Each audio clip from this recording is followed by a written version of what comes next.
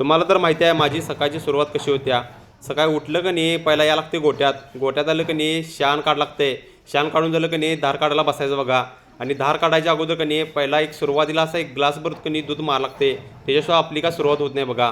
एक ग्लासभर दूध मारलो बघा. त्यानंतर की नाही धार पाटपाट काढून घेतलो. त्यानंतर की नाही वैरण टाका चालू केली बघा. अशी रोज वैरण टाका लागत्या सकाळ संध्याकाळ. कामाला सुट्टी नसते बघा इकडं गावाकडं. तिथनं आलो बघा शेतात मित्राचं सोयाबीन कापायचं होतं. मग काय सोयाबीन कापायचं चालू केलं. सोयाबीन कापून झालतं. मग नाश्ता आणलेला बघा.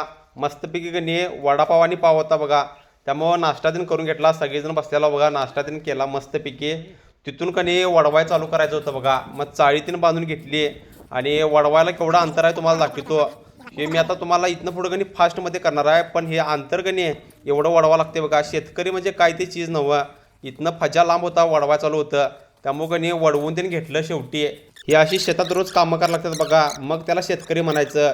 आणि एक एक जण पोरं आहेत बघा नुसतं शेतकरी म्हणतात आणि नुसतं शेतात जातात आणि व्हिडिओ करतात. आम्ही तो ओरिजिनल शेतकरी आहे बघा. नादाला लागायचं नाही. हे असं रोज कामं करायला लागते. आणि हे एवढं अंतर कणी गाठून कणी इथं रस्त्यावर ओढवावं लागतंय. त्यामुळं कष्ट केवढं असते शेतकऱ्याला तुम्हाला समजायला पाहिजे. मग काय आता ट्रॅक्टर आलता बघा आणि सोयाबीन पण रस्त्यावर ओढवून झालतं सगळं. आणि ट्रॅक्टर ते सगळा व्यवस्थित लावून घेतला.